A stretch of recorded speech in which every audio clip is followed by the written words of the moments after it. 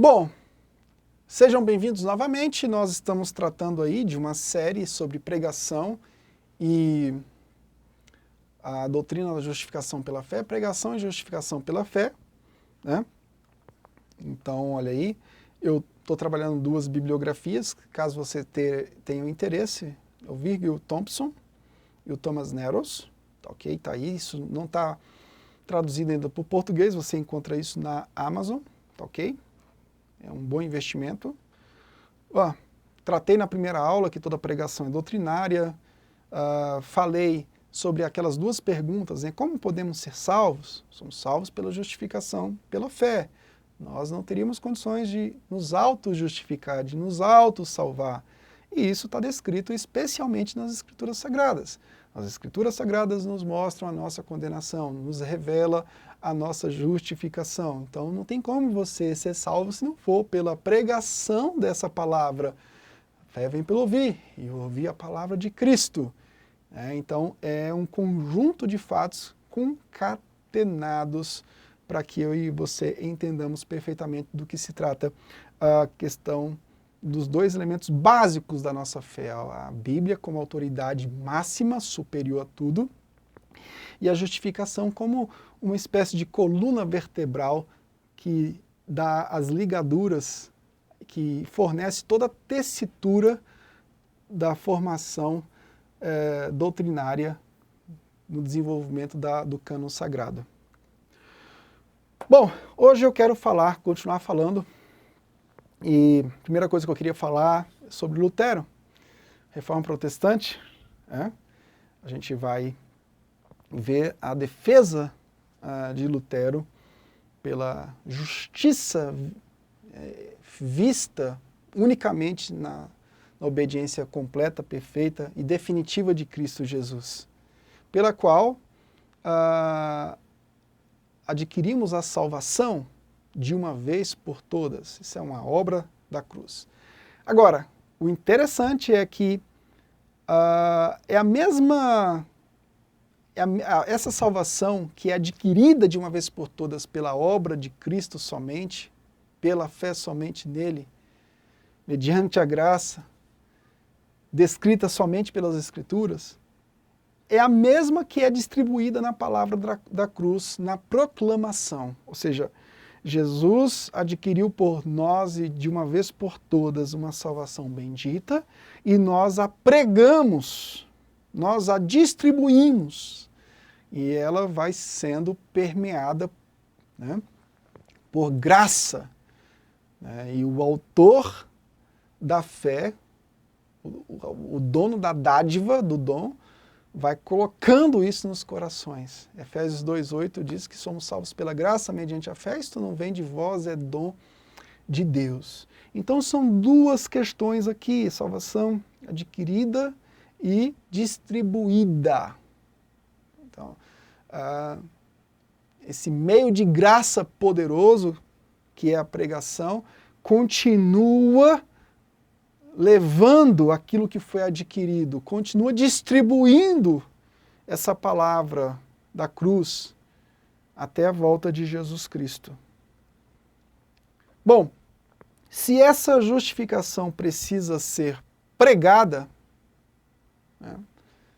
se ela não for pregada, eu não preguei, eu não mostrei a gravidade do meu pecado em Adão, e não mostrei a grandeza do ato de Deus ter enviado seu Filho.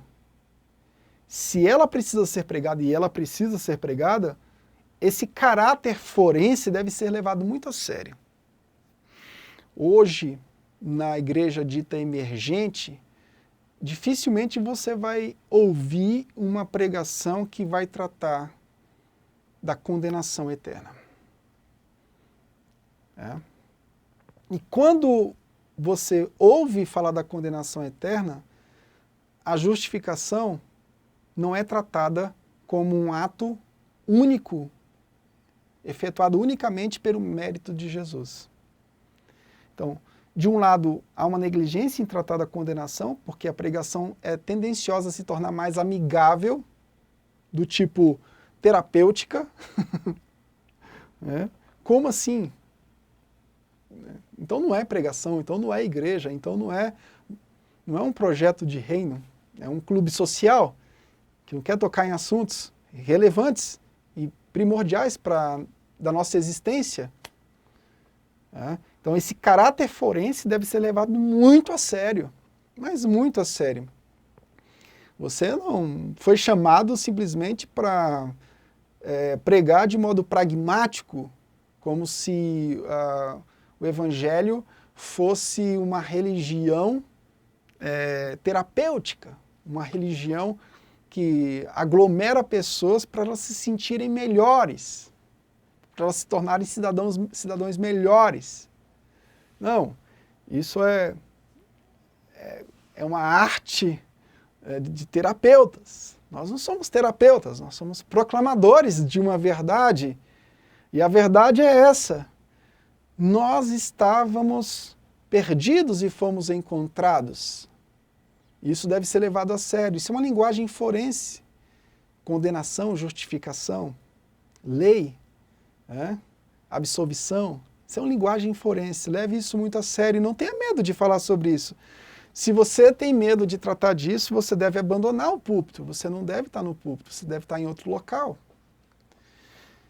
Que a pregação da justificação deve sempre mostrar a consciência de seu vínculo com a teologia da criação.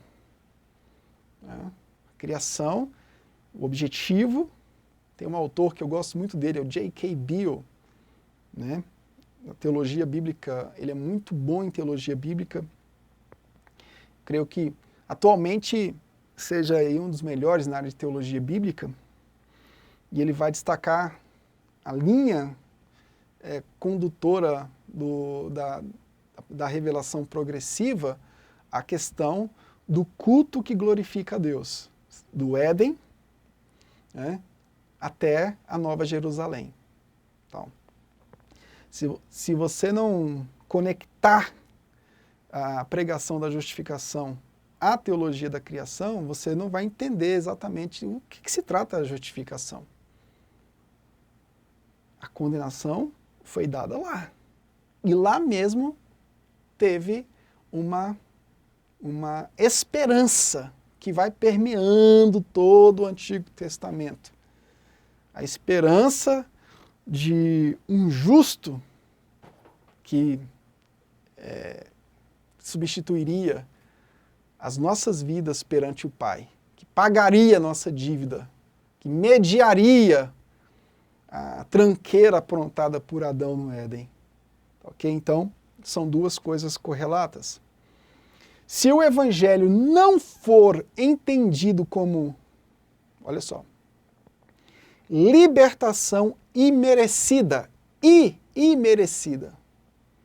Essa doutrina forense trabalha biblicamente e teologicamente como uma libertação imerecida.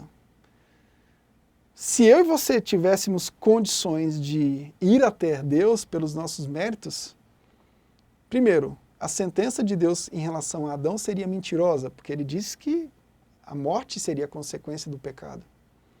Segundo, a própria vinda de Jesus seria ineficiente. Então essa libertação é imerecida. É imerecida do poder acusador e condenador da lei. A lei aponta realmente, olha, está aqui a minha exigência, você não consegue cumprir isso tudo.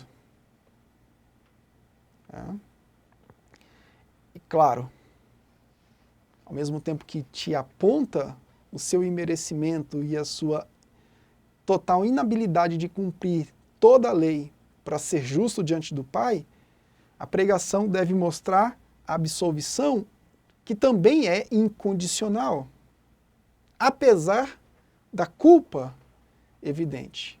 Então nós temos aí uma justiça divina vista no Filho de Deus, um ato milagroso, e que nos leva a fugir de qualquer aproximação de uma doutrina falha do livre-arbítrio para a nossa salvação. como poderíamos sermos salvos por nossa iniciativa se nós estávamos mortos, ou estamos mortos para quem não vive ainda essa tão grande salvação. Como? De que forma? Se nós estávamos condenados, sem condição nenhuma, pela nossa vontade, nosso mérito, a nossa força. Então isso aí precisa ser bem trabalhado. Como eu falei no primeiro vídeo, isso entrelaça as perícopes que você vai pregar. Tem perícopes nas Escrituras que literalmente no corpo textual não apresenta palavras como salvação, redenção, palavras forenses como justificação, condenação.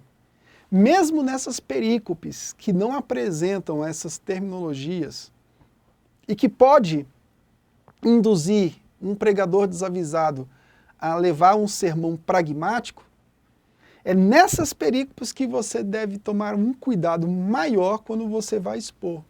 Porque, embora no texto não apareça os termos forenses, o contexto de toda a perícope é uma história da redenção.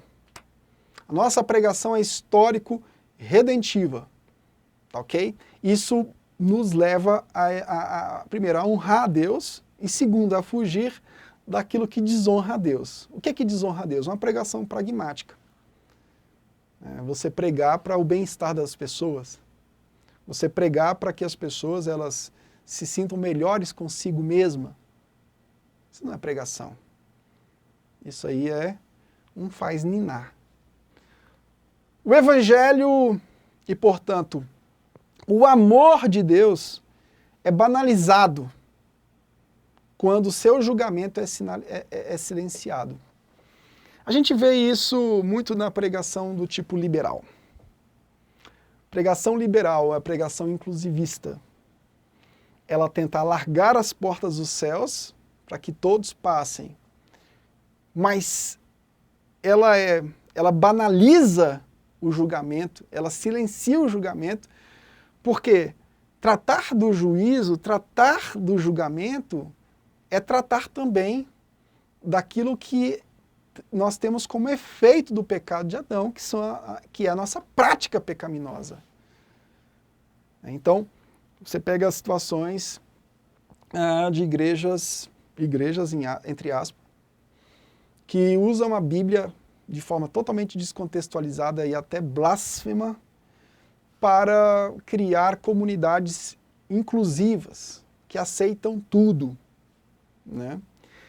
Como essas comunidades fazem isso? Meu Deus, picotando a Bíblia toda, é claro. Não vão usar toda a dimensão da Escritura. Não vão. Porque a Bíblia ela é um entrelaçamento de julgamento e absolvição. Julgamento e absolvição. E no final de tudo, o juízo de Deus, o juízo final do Senhor, vai conter esses dois papéis, essas duas questões que a Bíblia trata de modo definitivo.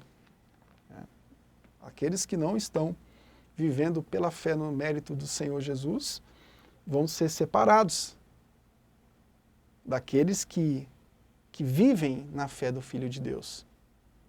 Ok? Então o Evangelho, ou seja, o amor de Deus, não pode ser banalizado. O julgamento não pode ser silenciado. Eu não posso deixar de tratar do que Adão fez de errado. Eu não posso deixar de tratar. Eu não posso deixar o ouvinte saindo dali achando que ele é bom. A pregação corre esse risco. O ouvinte saiu do culto achando que ele é bom. Não, ele tem que sair dali sabendo que ele não presta. Que ele herdou coisa negativa. Que vai durar por toda a eternidade.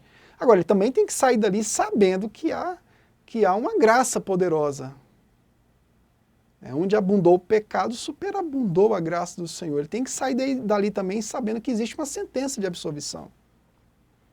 A pregação da igreja, ela é gravemente falha se ela fala de paz com Deus, sem deixar claro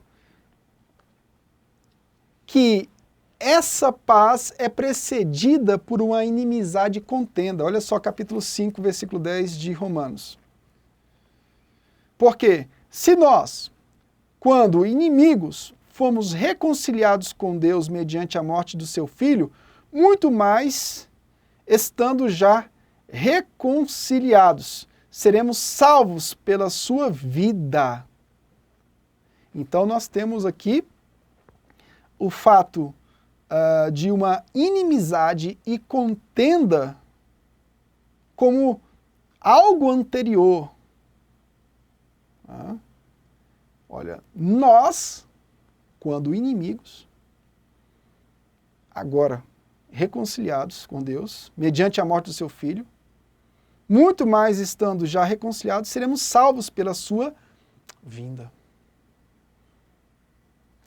Uma mensagem amigável ao mundo contemporâneo, que quer dialogar com o Evangelho, mas dentro dos seus próprios termos, não vai tratar dessa inimizade e contenda, e muito menos do juízo final. O mundo contemporâneo tem uma característica que é uma inversão hermenêutica, como a gente já tratou isso em outros vídeos. O ouvinte da pós-modernidade, ele quer dialogar com o cristianismo, mas ele quer dialogar levando a narrativa dele, sobrepondo a narrativa bíblica. Só que a pregação é diferente. A pregação do Evangelho é a narrativa trinitária cobrindo a nossa narrativa, mostrando para nós que a nossa narrativa é falida. Ela está condenada. Mas que tem uma narrativa superior. Existe um Deus Redentor que se revelou, né, no ser de Cristo. Então, essa narrativa é superior. Agora, eu preciso apontar a origem dessa narrativa, o que aconteceu, e o custo que foi dado por Cristo Jesus para vencer essa inimizade.